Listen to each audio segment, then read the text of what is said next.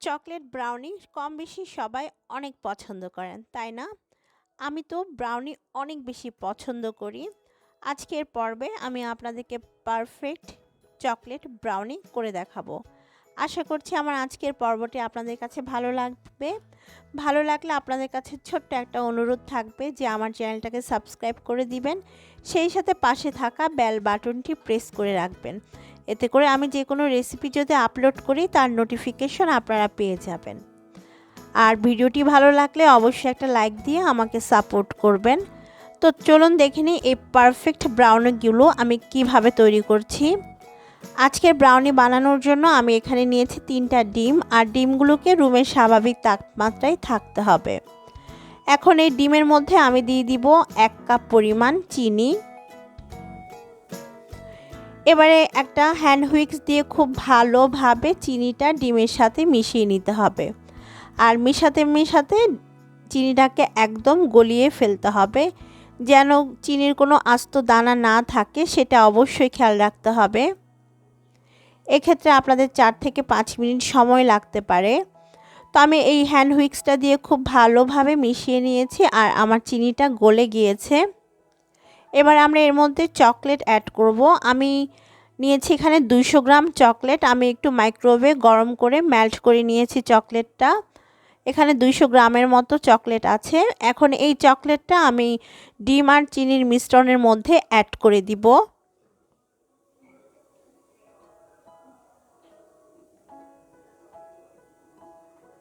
Chocolate add করার পর চকলেটটা খুব ভালোভাবে ডিম আর চিনির মধ্যে মিশিয়ে নিতে হবে।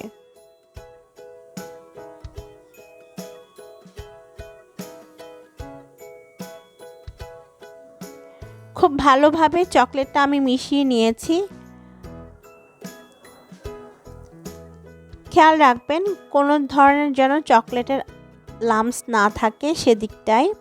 এবারে আমরা এর মধ্যে অ্যাড করব বাটার বা তেল। আপনারা যেটা হাতের কাছে থাকে সেটাই দিতে পারেন। আমি এখানে রান্নার রেগুলার তেল নিয়েছি 1/3 কাপ পরিমাণ। এবার তেলটাও আমরা চকলেটের মিশ্রণের সাথে ভালো করে মিশিয়ে নিব 2 মিনিটের মতো। খুব ভালোভাবে মিশানো হয়ে গিয়েছে আমাদের চকলেটের সাথে তেলটা। এবারে দিয়ে দিতে হবে ভ্যানিলা এসেন্স 1 চা চামচ পরিমাণ। তো আমি এবার দিয়ে দিচ্ছি 1 চা চামচ পরিমাণ ভ্যানিলা এসেন্স। সেই সাথে এর মধ্যে আমি দিয়ে দিব 1 চিমটি পরিমাণ লবণ।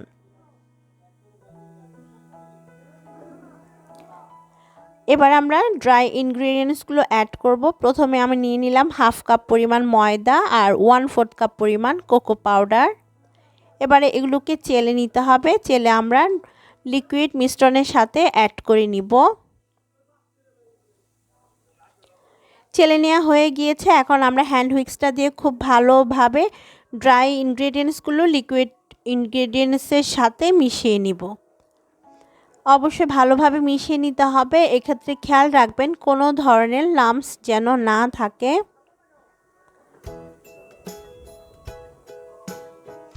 তো আমি আলতো হাতে প্রায় 2-3 মিনিট সময় নিয়ে মিশিয়ে নিয়েছি। আর দেখতে পাচ্ছেন স্মুথ একটা ব্যাটার তৈরি হয়ে গিয়েছে আমাদের ব্রাউনির জন্য।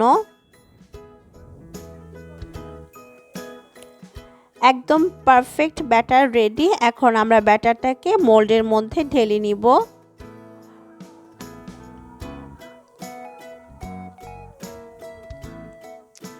যে মোল্ডে আমি আজকের ব্রাউনিগুলো বেক করব সেখানে আমি আগেই তেল ব্রাশ করে বাটার পেপার বা পার্চমেন্ট পেপার ভালোভাবে বিছিয়ে নিয়েছি।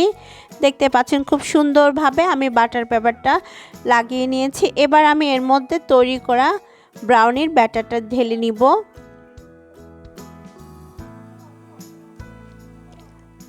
সম্পূর্ণটা ব্যাটার ঢেলে নেওয়ার পরে আমরা মোলটা ধরে একটু ট্যাপ করে নিব যেন এয়ার বাবল থাকলে সেটা বের হয়ে আসে। তারপর আমি 160 ডিগ্রি সেলসিয়াস তাপমাত্রায় উপর নিচ তাপ দিয়ে 40 থেকে 50 মিনিটের মতো বেক করে নিব। আপনারা চাইলে চুলাতেও বেক করে নিতে পারেন। তো 50 মিনিট পর আমি চুলা থেকে বের করে নিয়েছি আর আমাদের ব্রাউনি পারফেক্টভাবে হয়ে গিয়েছে। মোল্ড থেকে বের করে নেওয়ার পর আমি এটাকে ঠান্ডা করে নিয়েছিলাম। তারপর যে বাটার পেপারটা দিয়েছিলাম সেটাকেও সরিয়ে নিয়েছি। এখন ব্রাউনির চারপাশে আমি একটু কেটে নিব। চারপাশের কোণাগুলোকে আমি একটু ছাড়িয়ে নিচ্ছি।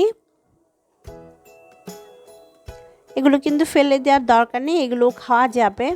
আর পারফেক্টভাবে দেখতে পাচ্ছেন আমাদের ব্রাউনিটা বেক হয়েছে।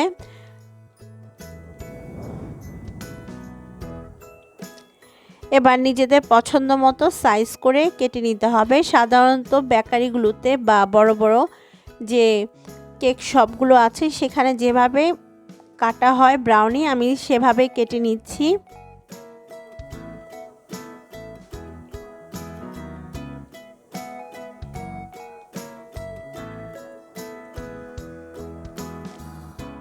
ব্যাস তৈরি হয়ে গেল আমাদের ভীষণ মজাদার একদম পারফেক্ট চকলেট ব্রাউনি।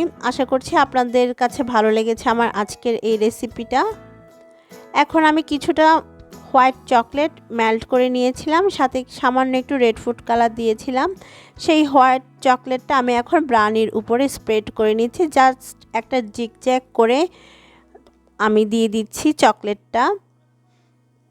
এটা অপশনাল, আপনারা চাইলে এটা বাদ দিতে পারেন। আমি জাস্ট দেখার সৌন্দর্যের জন্য দিয়েছি। এই ছিল আমার আজকের রেসিপি পারফেক্ট চকলেট ব্রাউনি। আশা করছি আপনাদের কাছে ভালো লেগেছে। বাসায় অবশ্যই ট্রাই করে দেখবেন। আর কোনো যদি প্রশ্ন থেকে থাকে আপনাদের মনে, সেটা আমাকে কমেন্ট করে জানাতে পারেন। আশা করছি আমার আজকের পর্বটি আপনাদের কাছে ভালো লেগেছে। সবাই ভালো থাকবেন, সুস্থ থাকবেন, এই প্রত্যাশায় আমার আজকের রেসিপিটি আমি এখানেই শেষ করছি। আল্লাহ।